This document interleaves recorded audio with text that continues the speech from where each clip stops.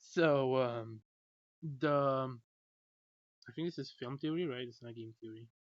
This is the film theorists. My bad.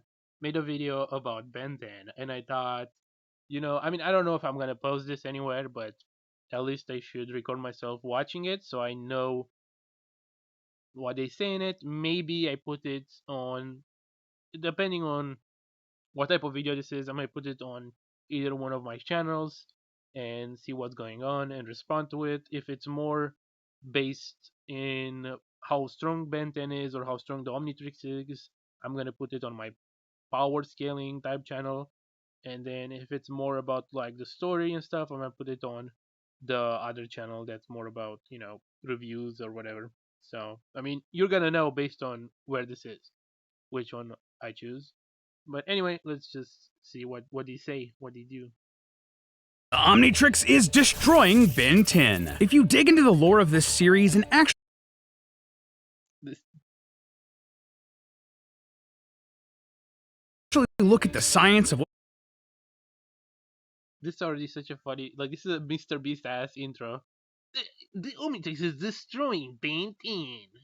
Omnitrix is destroying Ben 10. If you dig into the lore of this series and actually look at the science of what's going on with this handy little device, you'll realize that Ben 10 might be digging himself a deeper grave every single time he's using it. And that could result in a fate even worse than death. Is he talking about how, and this is interesting because Kuro, so that battle a few years ago did Ben 10 versus Green Lantern, in which Green Lantern won, which from a strict power scaling, why he should, because they literally give him the form where he says the Spectre, and the Spectre is like this extra dimensional higher power being from DC Comics. It's insane how strong he is. He's more powerful than Alien X, actually. Uh, so that form of Green Lantern would win anyway. But they actually mention in that video that I think if you use too much one alien, Ben's DNA starts merging with it, or it damages his own DNA, which stops him from being able to turn into other aliens. He's something like around those lines. And then Kuro, the artist, or Ink Tank, as you know him now, actually reacted to that video.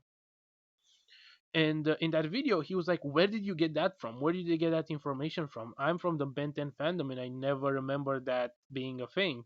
But actually, if you watch Ben 10 Omniverse in the flashback where Azimuth, Grandpa Max, and Gwen have an intervention on Ben's usage of feedback, Azimuth literally says that verbatim. That like if you use feedback too much, your DNA will be damaged, or you and his DNA would merge. Or so he says something along those lines, which is why he needs to stop using only one alien, only feedback. And then obviously he loses feedback, and that traumatizes him. He eventually takes off the watch and doesn't use it for another like 5 years or whatever, or 4 years.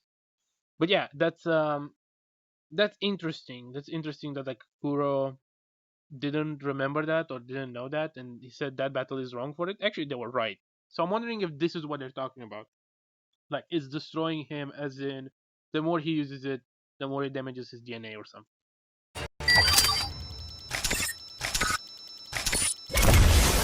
Hello Internet, welcome to Film Theory, the show that's no ordinary kid because an alien device stuck to my wrist and did what it did. And it wants to challenge you to transform that subscribe button in 5 seconds. You ready? 5, 4, 3, 2, 1! Did you manage to transform in time? So if you didn't pick it up, today we are finally cracking open the absolute classic that is the Ben 10 franchise. This Cartoon Network series is all about a 10-year-old named Ben Tennyson, whose life changes forever when he finds an extraterrestrial weapon called the Omnitrix while out on a walk in the woods. With this device, he can transform into any alien on a genetic level, each species with their own unique abilities. Speed, flight, strength, durability, shooting fire from fingertips, rewriting entire galaxies from scratch, scratch. You know, the basics for crime fighting. Basically, if there's any superpower you can imagine, there's an alien for it. So Ben teams up with his cousin Gwen, who has magical talents, and their grandpa Max, who already knows a suspicious amount about alien life and technology, to do heroics across the world. And from there, the entire franchise follows Ben's journey as he matures and masters his newfound powers to defend Earth from threats both domestic and extraterrestrial. As a proud 90s kid, I came to the Ben 10 franchise a little late and didn't realize. Okay, I was about to say, I don't know how old he is, but if he's 30, I'm like, damn.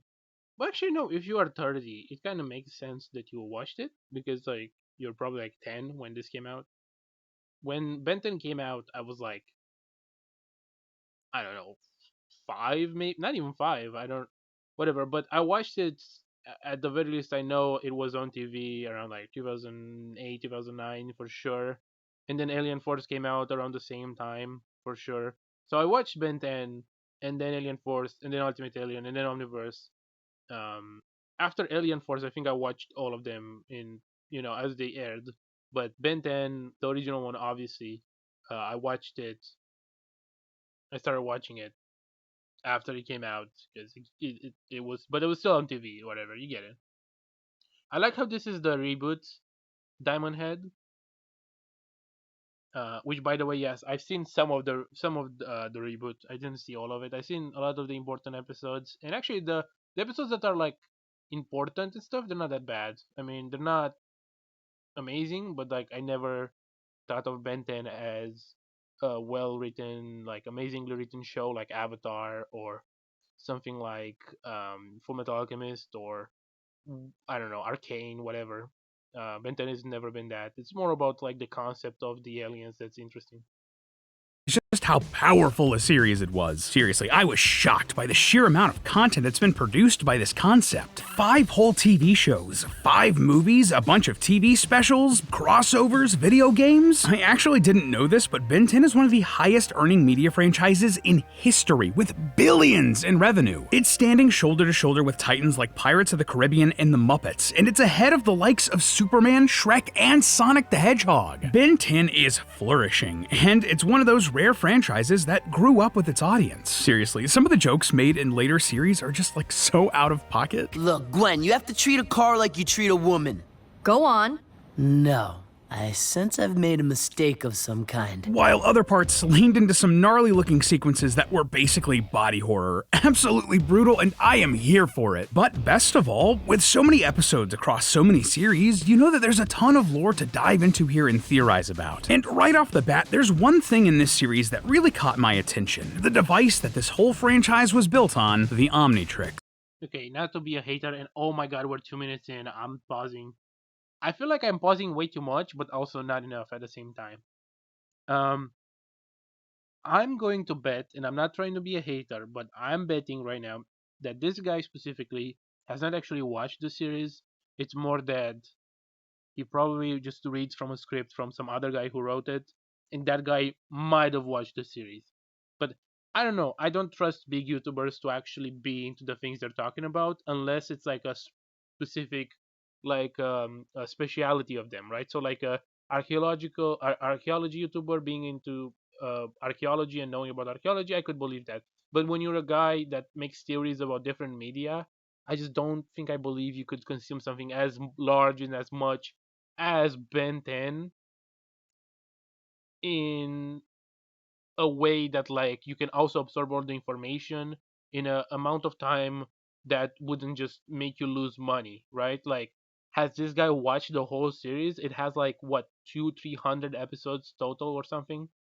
Am I supposed to believe that well, more like 200 probably, but am I supposed to believe that he watched all of them and then the games and then the reboot and then uh knows all the lore and the behind the scenes and then like I just don't believe this guy personally did this. I believe there was probably a team of people writing the script for this video and working with him so he can talk about it like he knows about it. But that's just how I feel about it.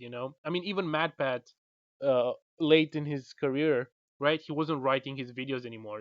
They were written by someone else on his team and he was just narrating them. So yeah, it's whatever, but I don't know, it just makes it weird that he like. It's almost like he says like, "Oh, I watched the series, I went through it," but did he? I don't know. I don't think. I think it's too big for him to watch it by himself. I think it was some other people, but whatever. Yeah, when you really sit down to think about what this device is and what it actually does, it's horrifying. Get this. Theoretically, the Omnitrix would basically be killing Ben with every transformation. Yeah, every single one. By trying to play hero and live vicariously through all of these alien transformations, Ben would be digging himself a deeper hole every time he tries to save the world. Don't believe me? Well, get ready to fight some crime, loyal theorists, because it's theory time. So the best way to start diving deep into the ill effects of the Omnitrix would be to discuss what exactly the Omnitrix is and what it does. Because let me tell you, in my time exploring the iceberg of lore that came packaged with Ben 10, the Omnitrix is the gift that keeps on giving. This tiny little device on Ben's wrist is much more than meets the eye. For example, did you know that according to series creator Duncan Rouleau, this thing operates faster than the speed of light? Yeah, this little thing is so powerful that it breaks the laws of physics. I mean, you don't really need him to confirm this. This is what I'm talking about. It's like this is one of those things where like if you don't watch the show, this might be surprising. We literally see the watch transform Ben into feedback as the Big Bang was exploding. I don't think I have to say this, but the Big Bang moves at a trillion times the speed of light because it was an expansion that expanded from an atom to like the universe. Um, Maybe not as big as the universe is today because it's continuously expanding, but you get what I'm saying. Like that expansion, the first expansion was like millions of times probably the speed of light. I don't have the numbers, but like it's way faster than the speed of light, obviously. And the Omnitrix was able to like react to it happening. So like yeah, it's pretty obvious. It's anybody who knows it's the finale of the prime continuity, so you probably should know that. This is what I'm talking about. It's like yeah, this is crazy if you never watched the series or ever thought about it at all. But that's just the beginning. In the original series, we're given incredibly little information about how exactly the Omnitrix works. I mean, even the theme song points this out.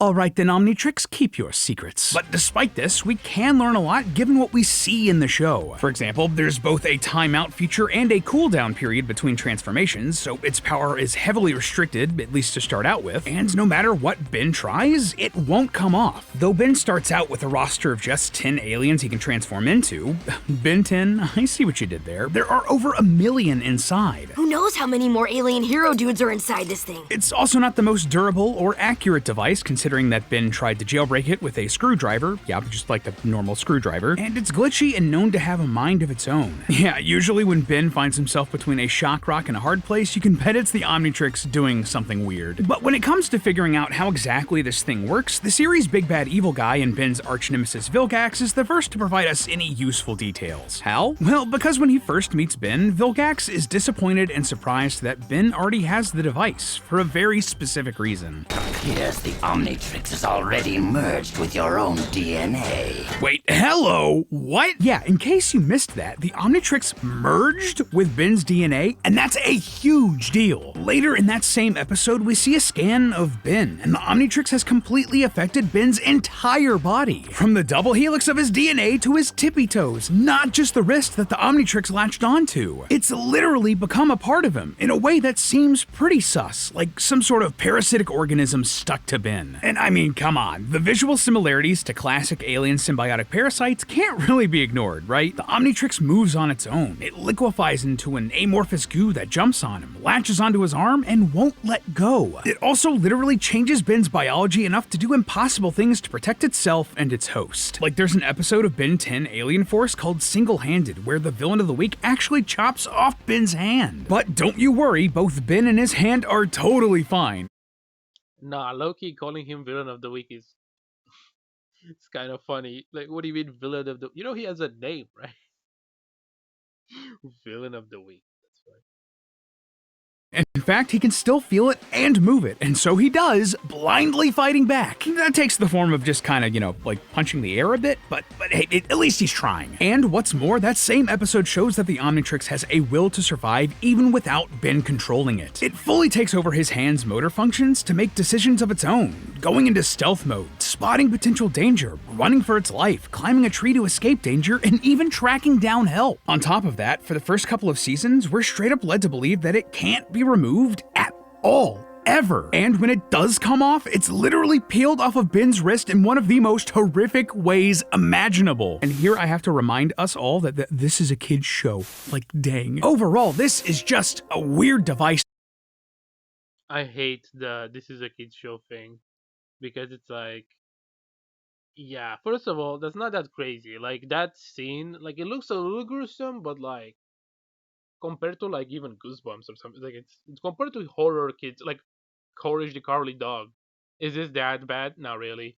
Is in theme or tone as bad as like or as like devastating as like Avatar: The Last Airbender or even like Steven Universe, which is way more lighter in appearance. Like no, not really. Ben 10 is not that type of show to be very dark or whatever. Or like yes, any scene in Ben 10 I watch, I could see this is a kids show, even though it has some like small amount of like adult jokes or whatever. This is, I don't know.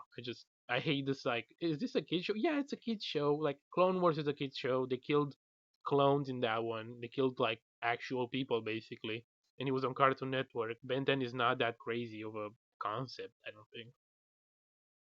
I don't know. Nickelodeon had Avatar, obviously, as I said, but like, yeah, I hate this. It's a kid show. Like, yeah, we get it. It's a kid show. Okay, nothing crazy enough happened. Like, if it was a sex scene, it'd be like this is a kid show. I'd be like, yeah, this is kind of crazy that it's a sex scene in this kid show. Kind of wild, or someone got their head chopped off or something, But like, this is not that crazy. I'm sorry. I'm just bothered by people saying this is a kid show. Like, whoa, it's crazy, bro.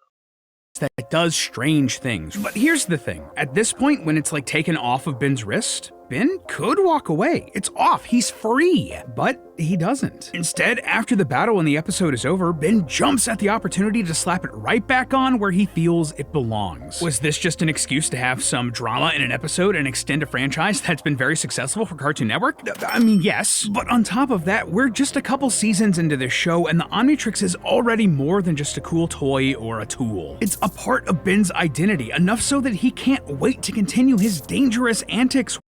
I wonder if they're gonna mention feedback, because I feel like feedback would be very like a very big point in this whole argument they're building. With it. And that's just the beginning. The further the franchise goes, the more the Omnitrix becomes part of Ben's self-image. For example, he starts to view his alien What did I say? What did I just say? Am I not a genius, guys? I am a genius, thank you. transformations as just extensions of himself. He's devastated when any of them are destroyed. And he names them all like they're pets or children. Hey, what do you call this guy? Or ethnic minorities, you could. He bro has slurs for each alien. Because here's the thing: it's not even that he just calls his aliens that. He calls the whole species that. So if he finds someone else, it is like, oh, this alien that I'm in right now, it's a diamond head. So next time he meets someone on the same species, he's like, oh, what's up, you fucking diamond head? It's like, whoa, chill, man, chill. I don't know. Absolute zero. Boring. How about Arctic Guana? Cool. Gotta say though, Ben, Ghost Freak sounds less like a cool nickname and more like a creative extraterrestrial slur. You might want to workshop that one. That's like all of his names are extraterrestrial slurs. But also Ghost Freak, yeah, in today's society, having an alien called Freak is crazy. Like Diddy. Here's my alien, Ghost Diddy. Bottom line, the Omnitrix is more than just a toy. It's part of Ben's identity and he grows to love it. Now, this is framed as a good thing in the show. It's a positive part of Ben's journey to become a hero. But when you take a step back and look at it from a bird's eye view, it seems to have literally changed or rewritten parts of Ben's personality to be dependent on the Omnitrix. Which, by the way, also lines up with the actual mechanics of how the Omnitrix works. And it's unsettling to say the least. So, what's really happening to Ben when it's hero time? How does this Maybe it's like seen as a good thing at some point in the series or something, but like in Omniverse, it's pretty obvious it's not. There's like 20. First of all, there's 20 episodes of Omniverse where it's like, Ben, try to do this without your Omnitrix. Try to be your own person. Do stuff without the Omnitrix. You're gonna not be able to use it at some point, or something's gonna go wrong. Try to use your own thing. Actually, that's the whole point. That is the whole point of Ben 10K. He starts becoming his aliens. He starts being Ben, which is the whole lesson of the episode. So actually, no, even back in Ben 10, in the original one, the whole point um of the Ben 10K episode is to tell Ben like, hey, you need to be more Ben, less hero, less alien. Be yourself sometime. That has value to it. That has um being alien all the time has consequences on your life. And then in Omniverse, we have the feedback or the malware arc where Ben is obsessed with feedback. He only wants to be feedback. He wants to be him all the time. He gets basically addicted. They have to have a whole intervention for him, and then malware takes it out of him, and Ben gets like depressed about it and takes down the Omnitrix for like 4 years from there. Um, and the whole point of that arc, or the whole narrative of it was that, my bad, I burped a little bit. I'm sorry. Is that Ben is obsessed, and he should kind of calm it down. Chill with a big chill, even with the Omnitrix. That's kind of the whole narrative of it. But yeah.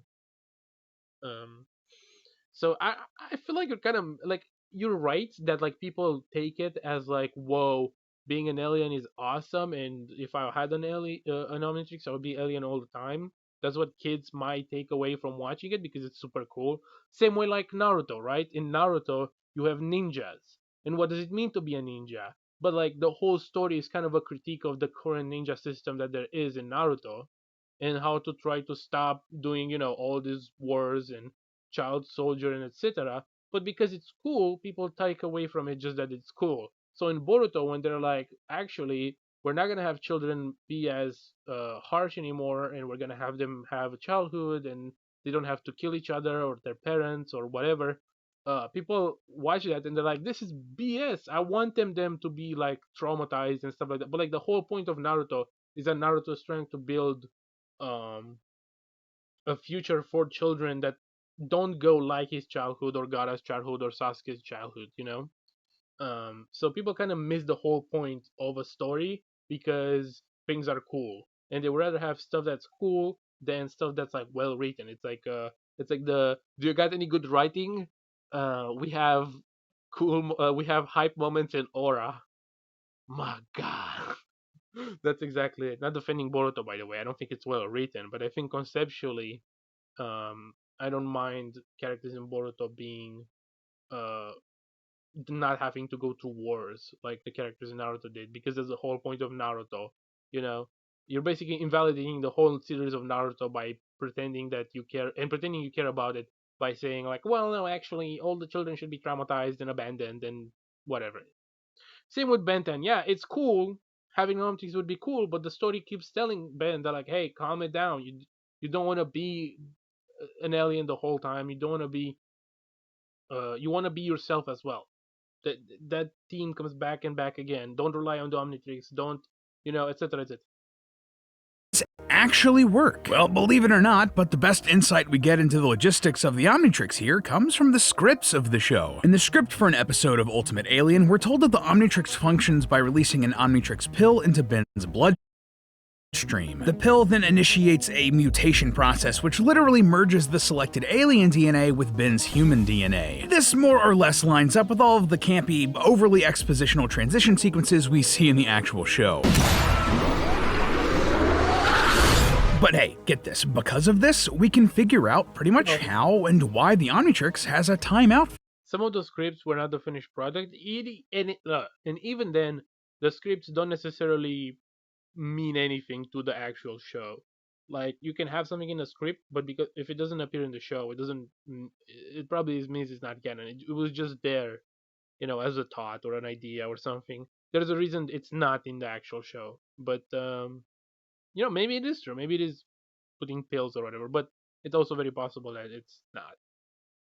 Feature. Yeah, early on in the series, the timeout feature with the Omnitrix is an important part of Ben's transformations, both creating drama during the franchise's fights and protecting Ben. Yeah, in more than one instance, Ben has to fight off possession from his alien forms, whether it be through their body's natural instincts or the sentience of the alien overpowering Ben's consciousness. The big example of that is Ghost Freak, who grows stronger inside of the Omnitrix and can eventually take control of Ben while he's transformed. That's a gross oversimplification of like a giant storyline, but it's a whole thing. So, knowing that Ben has a hard out of hero time with that timeout feature is a nice security blanket. Inevitably, Ben will flash red and transform back into his normal state. And he will flash? Hey, yo! Put this guy in jail, guys. This is a 10-year-old. He will not flash anybody. You freak. You ghost freak. If the mutation process is basically like taking a real pill, naturally, that would also eventually wear off. The green pill or the blue pill? Nah, I'm gonna take the green pill and transform into a freak, a ghost freak. I need to stop with the ghost freak.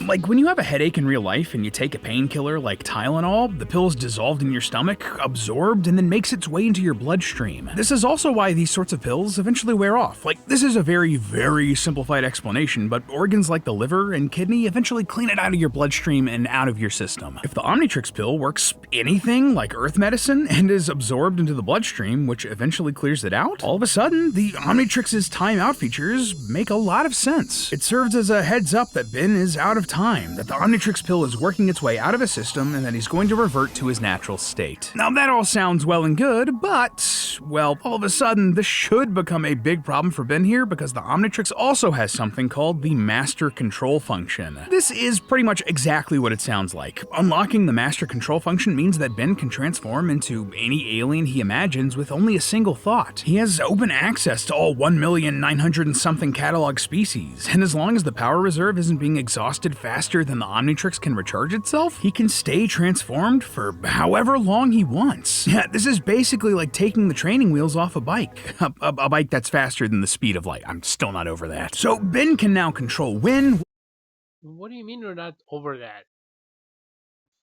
I don't know, it's just so weird to me that like he's surprised about it. First of all, the transformations always happen in a flash, or fast enough that you can see them morph. Like in Omniverse, you can see Ben morph into the aliens on screen.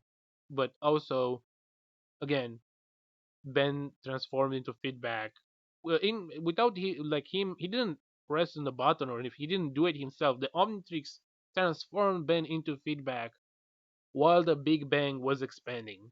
This shouldn't be a surprise. It was the last episode, one of the last moments of one of the greatest moments in the franchise history, arguably,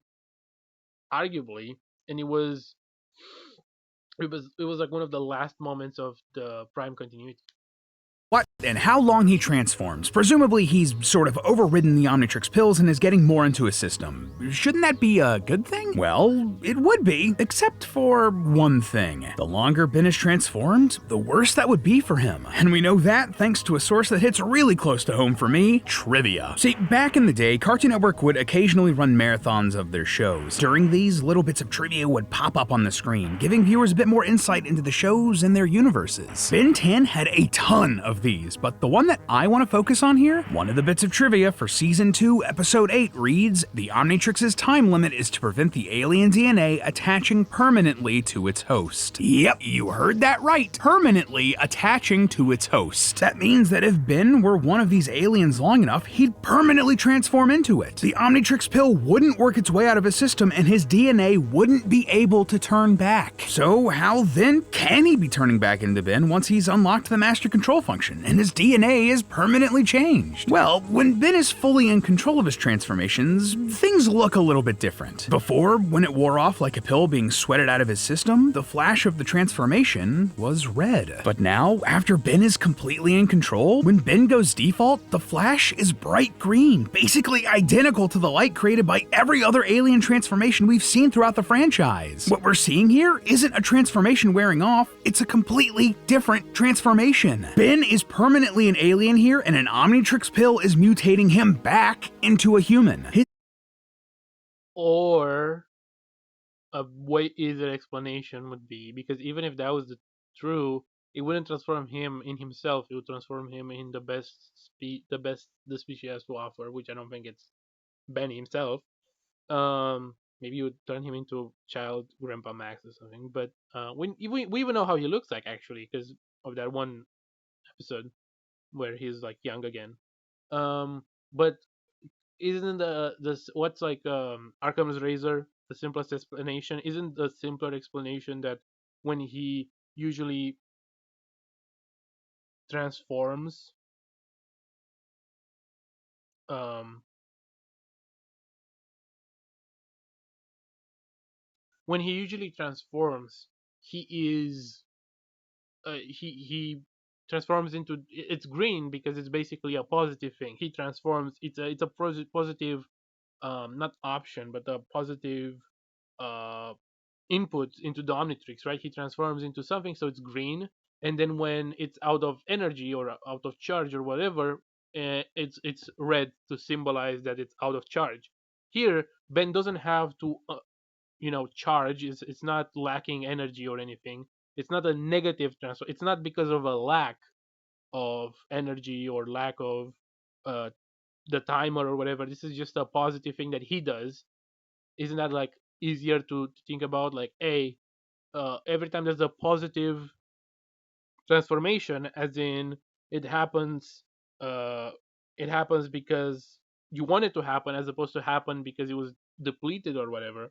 It's green, and when it's out of something, or it's the timer is off, then it's red. That's why the Omnitrix is red when he doesn't when he's it's not charged yet, so he can't transform into an alien either. It's not usable. It's like a warning sign, like, hey, you're out of energy or out of time or whatever, or it has to cool down. His DNA is being altered back from this alien transformation into the DNA of Ben Tennyson, which does check out with how the Omnitrix works. Basically, when a new alien touches the Omnitrix, that specific alien's DNA becomes the basis for any future transformations into that species. So Ben was just the human DNA sample taken by the Omnitrix. And just some extra proof here that Ben's body is the basis for the human DNA stored in the Omnitrix, well, there's a recurring villain in the series named Albedo. He was the assistant to the guy who originally created the Omnitrix, but he wanted the Omnitrix for himself. Albedo eventually tries to make an Omnitrix of his own, but when he puts it on, it reacts with the original Omnitrix that Ben has. It's like some weird version of their alien cloud storage got synced up and changed the setting on Albedo's Omnitrix. It suddenly thinks that its host is supposed to be human and transforms Albedo into an exact copy of Ben. Well, no. The reason why it transformed into a copy of Ben, because Ben is the one using the Omnitrix right now. This wouldn't even make sense at all, because Albedo started building his version of the Omnitrix before, arguably before Ben. I mean, it's kind of wonky with Omniverse having Albedo showing up, but it's possible. It's very possible that he built his version of the Omnitrix before he even met Ben, or at least before he even ever had a chance of taking his DNA. So that doesn't make a lot of sense. Also, why would Asmuth not have a human DNA sample before Ben? How does that make sense? He's literally met um George before, right? You're telling me he went to Earth, he helped George, uh, and then he never took a sample DNA from a human. Also, I don't think outside of Ghost Freak, because Zaskier can and ectonurites can like live within like a sample of DNA. Outside of that, I'm pretty sure most of other DNA samples don't transform you into the person itself. It's just they just transform you into a version of that species. They take that species as a base and they transform you into the strongest version of that species. With ectonurites is different because they can live through the strains of DNA. So that's how he was able to take over it. Because the rest of the people, the rest of aliens, their DNA is just like, it's human DNA, it's alien DNA, it's whatever. But for so like the Omnitrix doesn't transform you into whoever the sample was collected from. That's not how it works. Especially that's not how it works because that would mean there's two alien X's in the universe at the same time, which definitely is not true. His alien DNA merges with Ben's, leaving Albedo permanently transformed, trapped in a body that is not his. I am stuck in a sticky, sweaty, noisy, hungry, hairy, smelly teenage human body, constantly craving chili fries and scratching myself in places I suspect are inappropriate. Wow, he really is you. Ugh, shiver. Again, this is a kid's show. That's dark conceptually. And remember, this isn't just his appearance that's getting altered. This is happening on a DNA level, and the Omnitrix can change your personality. Albedo's consciousness is trapped in a snapshot of Ben's body, and this has a huge impact for him as a character. All of a sudden, he's forced to live with a teenage Ben's bad habits, intense food cravings, intelligence, or lack thereof. And eventually, Albedo's Omnitrix is broken, leaving him with no way to ever transform back. All of this just confirms that the Omnitrix's host will remain biologically mutated until the Omnitrix releases another pill to mutate the host again. So, okay, Ben's DNA is the human template that the Omnitrix is using. Ben is completely mutated into an alien and then mutated back into a human. Why does that matter? Well, I mean, just think this through. Sure, his original physiology was copied over into the Omnitrix, but his DNA, his molecules and cells, even his very personality, all of it was irreversibly mutated. DNA is incredibly important to making a person who they are. Even though every human's DNA is 99.9% identical from one person to another, that 0.1% difference is enough that created billions of different people with unique personalities and experiences and traits. So imagine how completely different an alien's DNA must be, how different that must make Ben every single time he transforms. Ben Tennyson, as we knew him, more or less died in episode 1, the very moment the Omnitrix first triggered his transformation into Heat Blast. He's not turning back into Ben with every transformation, he's being remutated back into a human that was based. I feel like this is one of those things where you take a cartoon and you're like, look at the dark implications of this. Look at these edgy implications for this children's cartoon. When in reality, it's like, okay, this is the same principle as the teleportation thing, right? Because in teleportation, unless you use a wormhole or whatever, usually you just send your molecules over from from one side to another, and at that point, your molecules or your cells or whatever, your particles, whatever the hell, are being basically destroyed. Basically, they're taken out of where they should be, and then they're put somewhere else, right? You teleported them from one place to another. That means that they break away or they took away your particles to put them in another place, meaning that technically speaking, you were discontinued from existing for a bit. And technically speaking, you could argue it's like a copy rather than the original or something. Your molecules were transported, which means that at that point your molecules weren't you. They weren't connected to each other continuously to make you. So whenever you teleport or transport with some teleportation device in one of the science fiction movies or shows or whatever, you technically died. I think that this is one of those theories where it's like, yes, you could think about it a little bit and it's kind of dark and it's kind of like, oh, actually you die when you teleport. It's kind of an interesting thought if you never think about any of those things ever.